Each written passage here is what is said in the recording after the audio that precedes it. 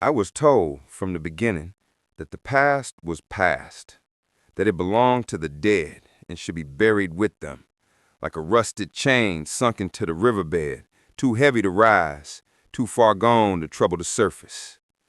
But the dead never stayed buried.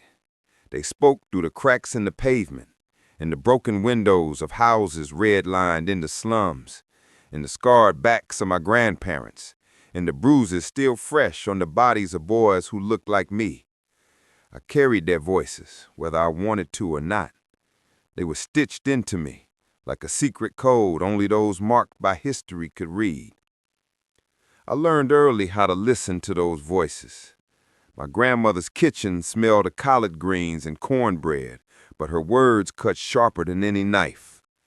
"Don't you forget, boy," she said, pointing at me with a trembling hand that had washed floors and bent over fields until the bones swelled. "They smile at you in the daylight, but they got their boots ready to press your neck at night." I laughed then, because I was young, because the weight of her warnings didn't fit on my shoulders yet. But she saw what I couldn't. She carried memory like a wound, and she knew wounds always bleed again. I was 13 when I saw my first body lying in the street. A boy named Marcus, who used to chase basketballs with me until the dusk made shadows too long to trust. He wasn't older than 16, his arms too thin to carry much more than dreams. But they said he looked like a man when the cops stopped him. They said his hoodie, his brown skin, his nervous glance were threats, so they filled him with bullets. The news called it a tragic incident. The neighborhood called it murder. I called it a message, written in blood on the asphalt. This country would not forgive us for living. That night I swore I would not forget. Not Marcus, not the others before him, not the way the sirens sang louder than our grief. I wrote his name in a notebook, alongside the names of Malcolm, Medgar, Martin. Not because they were the same, but because they were all pieces of a pattern, a tapestry woven in red, white, and blue, soaked through with the same stain. I didn't know then what revenge meant. I thought it was fire, fists, glass breaking against concrete. I thought it was screaming until the night cracked open. But revenge is slower, sharper. It is memory refusing to die. It is truth carried like a weapon, waiting for the moment to strike. Years passed. I grew taller, darker, heavier with silence. I read Baldwin, and he told me I was not alone. He told me the lie of innocence America wrapped itself in was the greatest crime of all. I read Malcolm, and he told me patience was a coffin built for the living. I read King, and he told me dreams were dangerous because they made man believe change was closer than it was. And I listened to my grandmother, who told me, "Child, you are not their Negro. You belong to no one but yourself." But belonging to myself meant carrying the burden they could not see. It meant walking in the classrooms where history books spoke of slavery as if it were an unfortunate accident, something regrettable but distant, like a storm long past. It meant smiling at teachers who taught me Jefferson's words while my stomach churned at the thought of the children he fathered with a woman he owned. It meant watching films where we were criminals, sidekicks, victims, never whole, never human.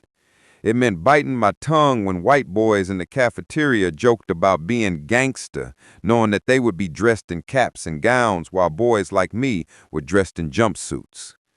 I carried that silence, but it carried me too. It sharpened me.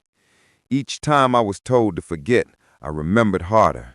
Each time I was told to forgive, I wrote another name. The notebook grew heavy, thicker with each passing year, a ledger of debts this country owed and would never pay. Then came the night that broke me open, the night they came for my brother. His name was Isaiah. He was 21, wild with laughter, always talking about leaving the city, buying land somewhere the air didn't smell like exhaust and gunpowder. He loved music. He could take a guitar and make it sound like a church choir and a funeral march all at once. He didn't believe in revenge. He believed in possibility. He told me I was too angry, that I'd burn myself before I burned the world. I told him anger was the only thing that kept me alive. We argued often, but we loved harder. The police said he reached for something, a wallet, they claimed, though I know Isaiah carried nothing but cords and calluses in his hands. They shot him in front of the corner store, his blood spilling over cracked concrete while people screamed, phones raised, recording proof no courtroom would accept. They left him there, under the buzzing light of a flickering street lamp, as if his body was just another piece of trash on the sidewalk. I stood there until the ambulance came. I stood there while they covered his face. I stood there while the officers muttered into radios, their hands still resting casually on the guns that had stolen his music. And I swore to myself, louder than I ever sworn anything, this would not be forgotten. This would not be forgiven. That was the night revenge became more than memory. It became a plan. I dug out the notebook, its pages worn, corners bent. I traced the names from Marcus to Isaiah, from Martin to Medgar, and I felt them stir, like ghosts leaning close, whispering in my ear. They told me the time of silence had ended. They told me I was not their Negro, not their victim, not their property, not their forgotten. I was their witness. I was their reckoning. But reckoning does not arrive in fire alone. It must be built, slow and deliberate, so that when it falls, it cannot be undone. I started with their stories. I dug through archives, newspapers, court records. I collected every lie, every cover-up, every time the state said a black body was disposable. I learned how to speak their language, how to twist their own words back on them. I wore their suits, sat in their offices, learned their laws better than they did. And I waited. Because revenge, real revenge, is not the bullet. It is a truth they cannot silence. It is the history they cannot erase. It is the mirror held up so close they cannot look away.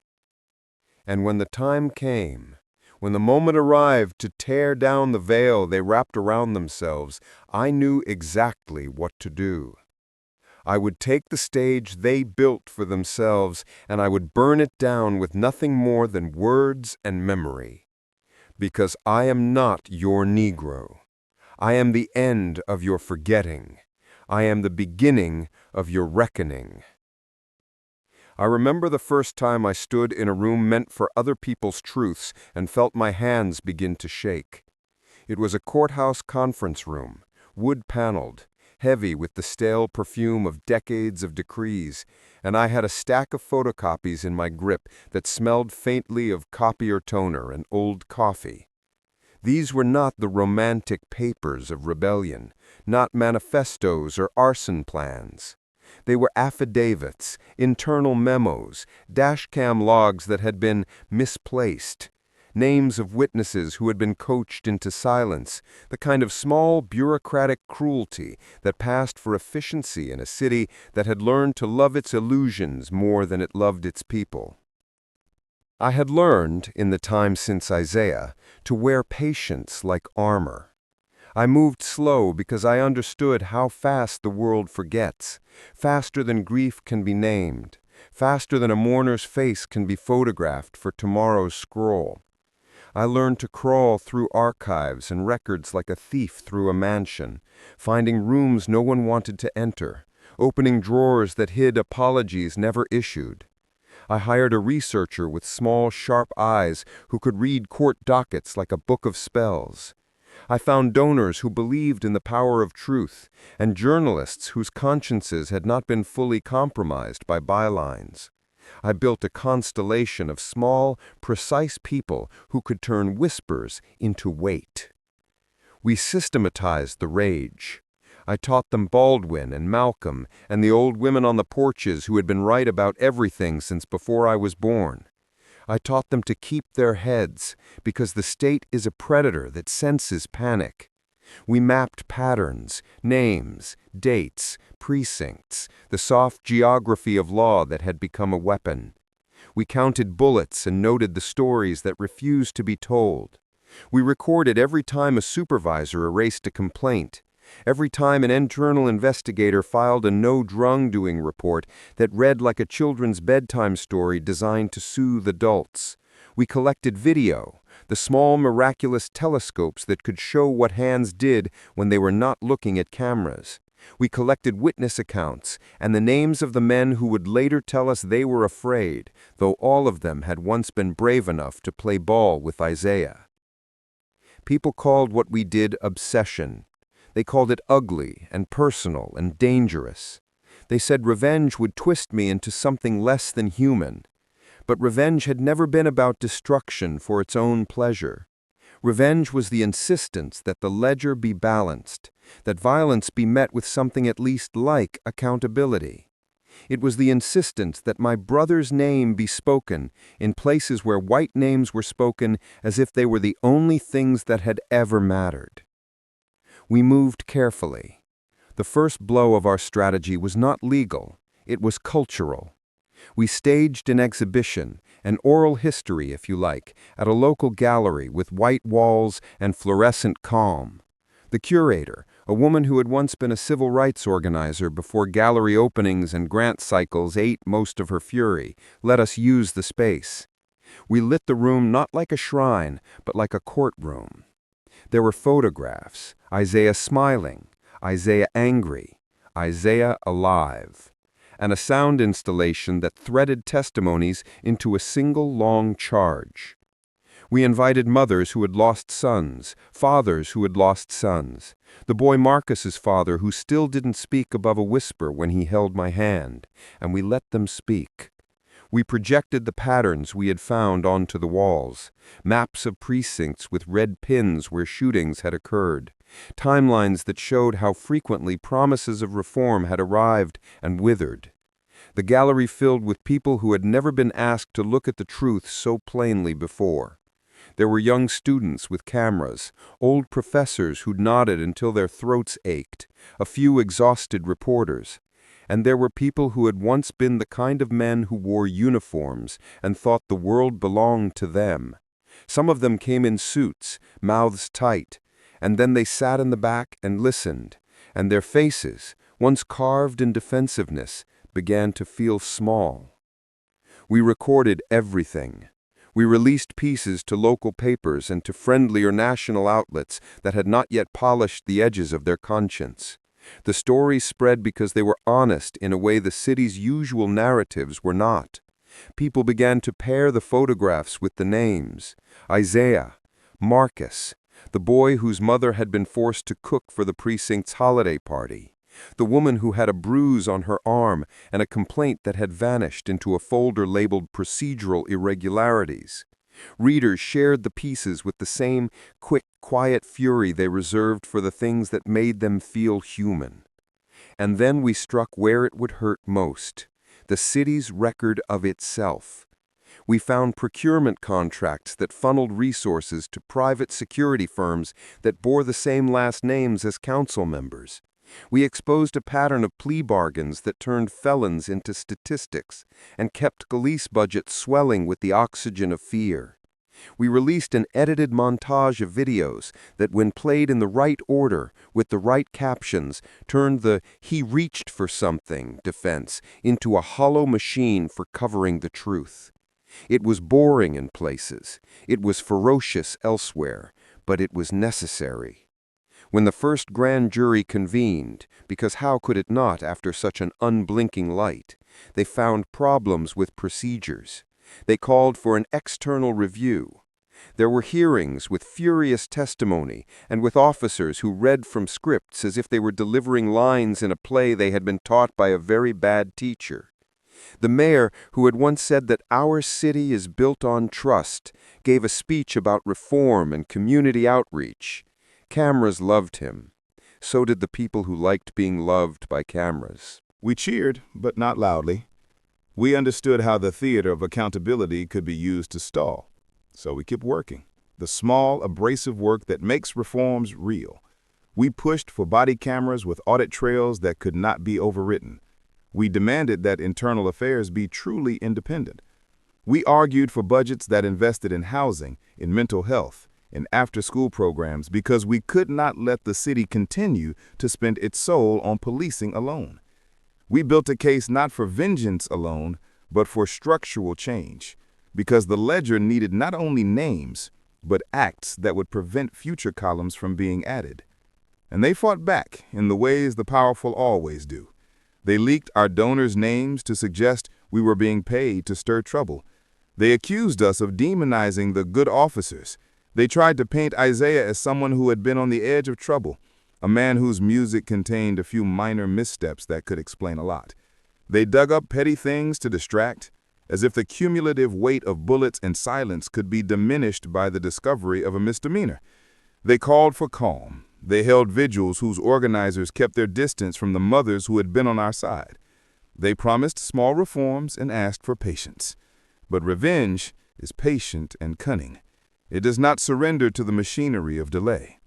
It keeps chipping at the foundations until the foundations shift. The breakthrough came not with more grandstanding, but with a technicality, an internal memo from a lieutenant that had been sent to a sergeant in the days after Isaiah's death. It had been forwarded, in a fit of careless bureaucracy, to an inbox that one of our research volunteers monitored. The memo was clinical and small, and it said, in phrases that were meant to absolve, "Maintain narrative. Suspect reached for object. Witnesses corroborate. No excessive force observed." The problem was the memo contained a small reference to a specific training manual page that, when cross-referenced, revealed an instruction that contradicted the department's public statements about the handling of close encounters. It was a threat small enough that if you tugged it, you would not only unravel Isaiah's case, but the entire embroidered defense the department had woven around similar incidents. We tugged. The television segments turned from moralizing debates into forensic dissections. Experts were hired to translate police protocol into layman's terms. Former officers who had become whistleblowers spoke in quiet tones and with trembling hands about the machinations that made somebody's worth less. Their testimonies were not loud, they were clear. They spoke about the culture of protecting your own and the cost of refusing to swallow what your conscience told you was wrong.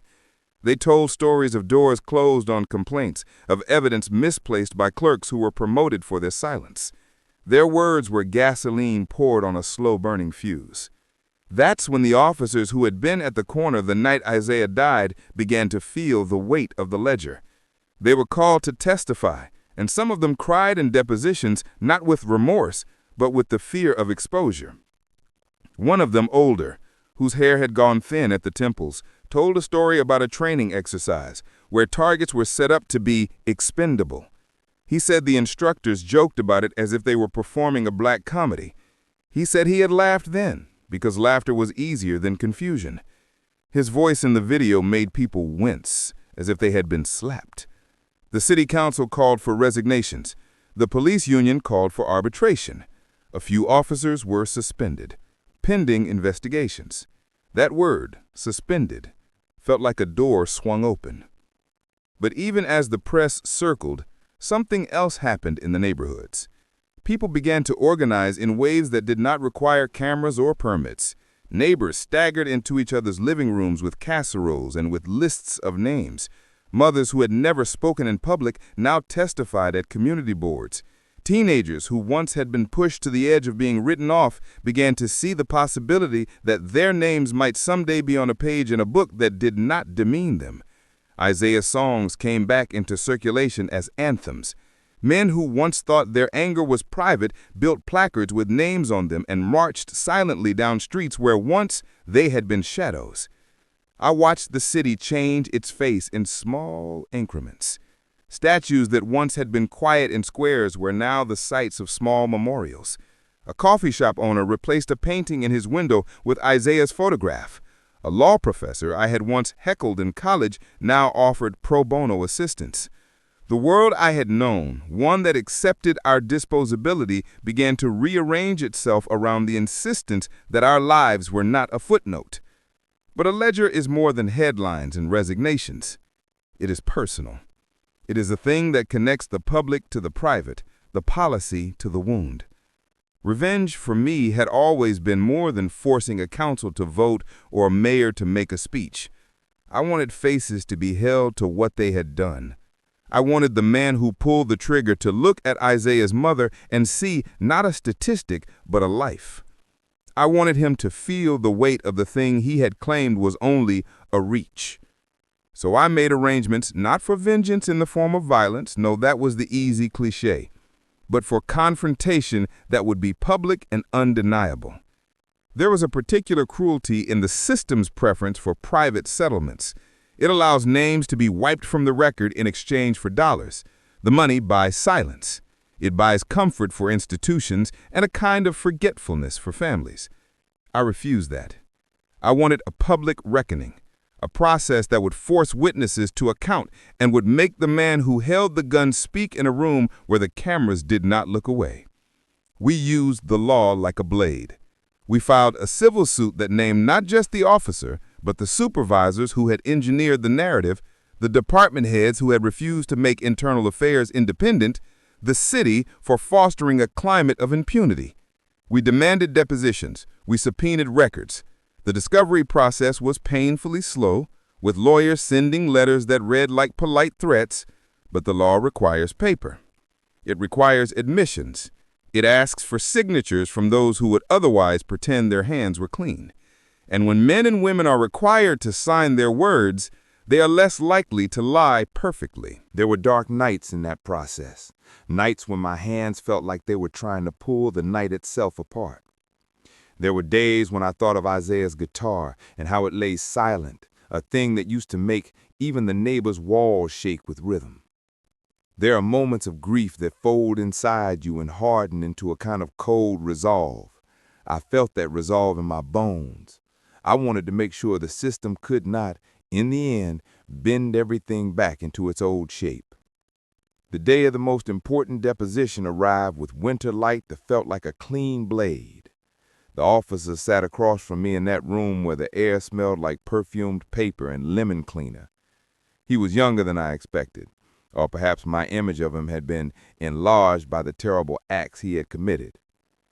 He had the look of a man who had been trained to believe he was always the center of a story.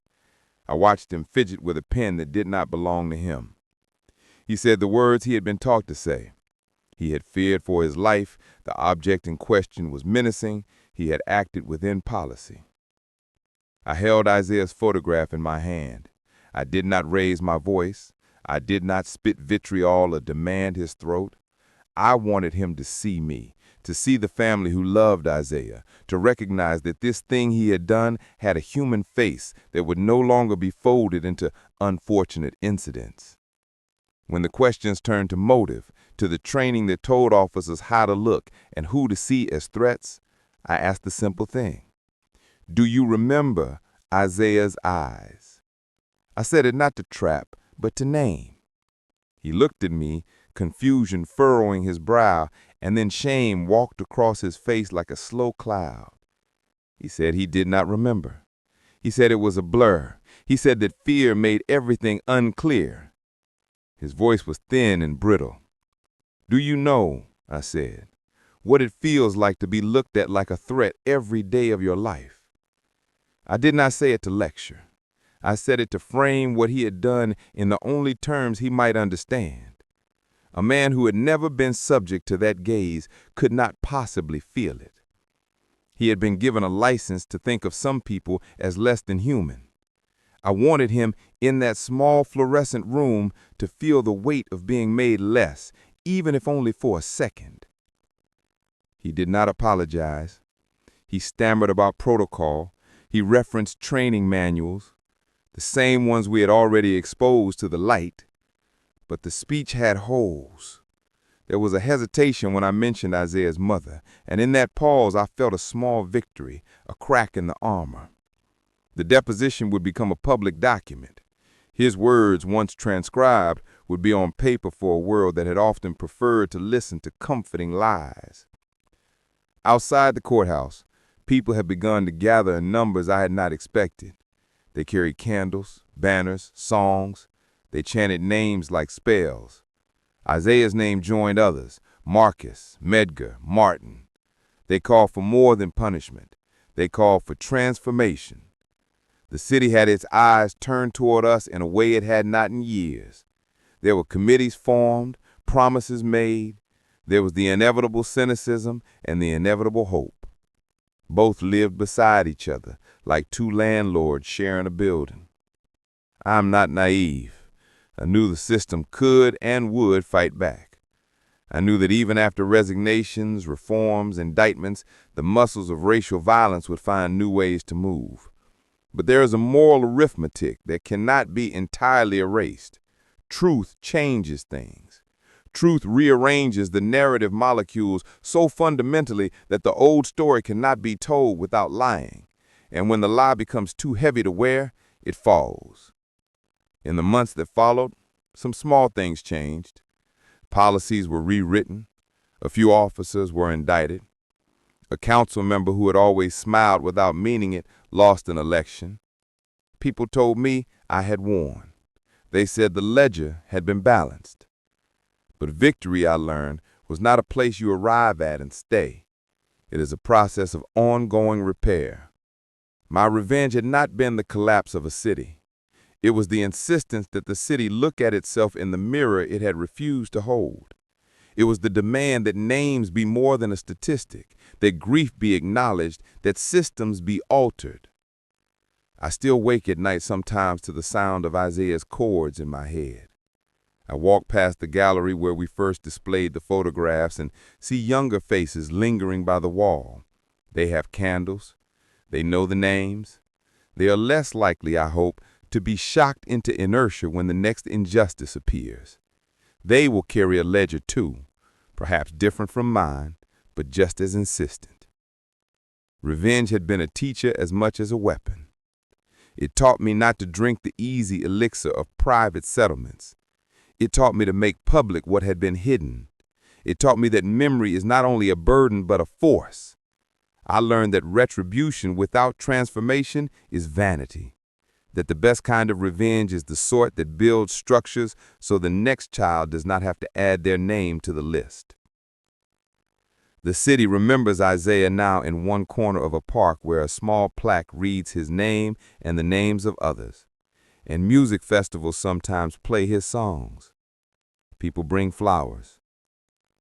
They do not bring them enough, perhaps, but they bring them. I go there sometimes and sit on the bench and listen to children chase each other, their laughter rising like a promise. I think of my grandmother and her hands as she warned me of boots at night. I think of Baldwin, who would not allow us to be simplified, and of Malcolm, who demanded dignity in a language that did not ask permission to be heard.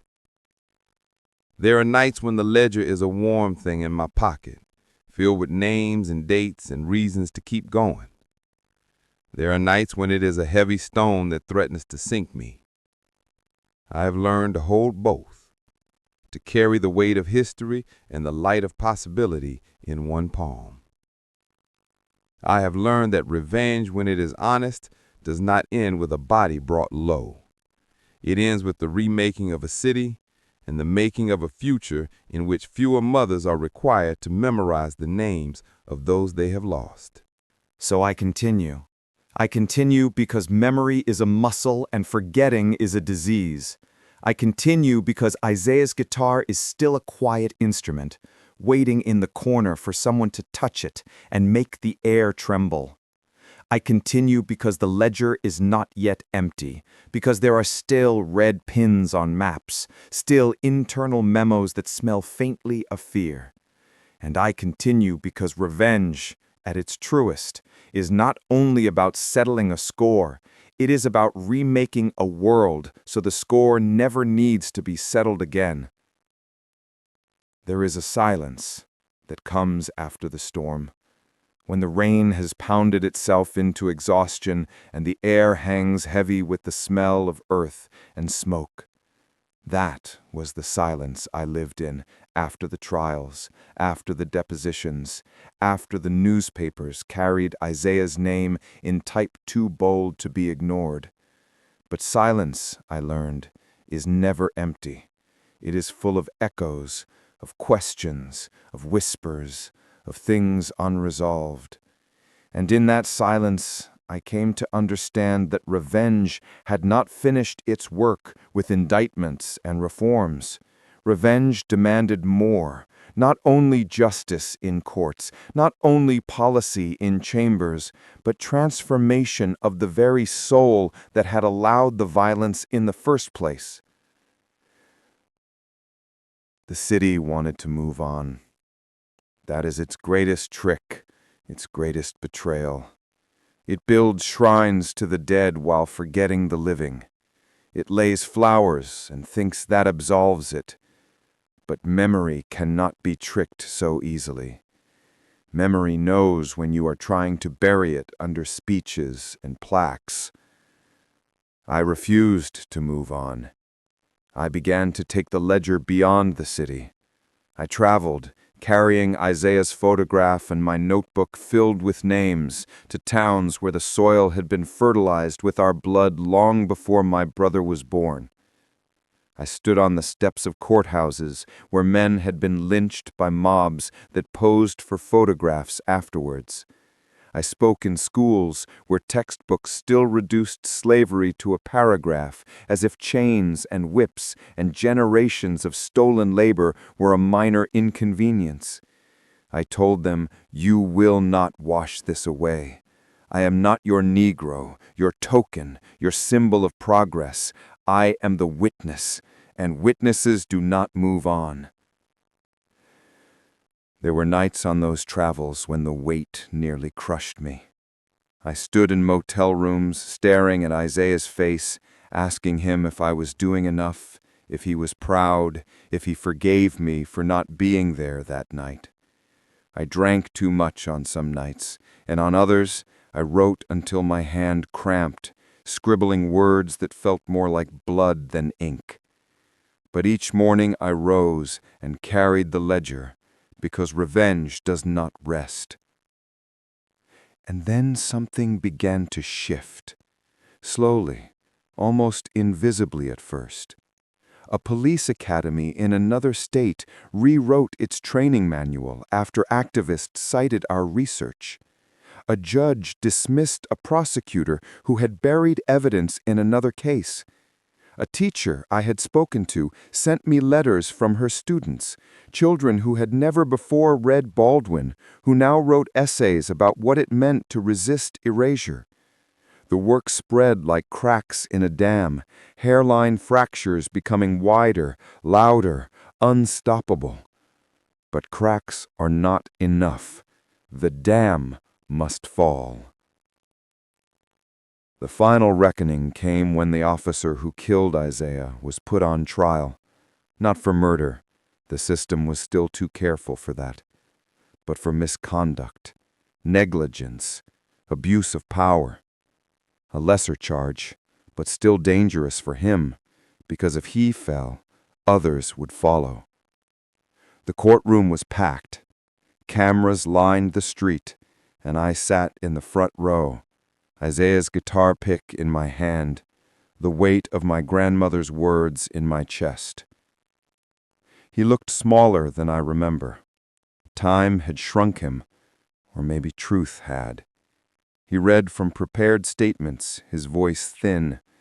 His lawyers painted him as a victim of circumstance, a man caught in a blur of fear.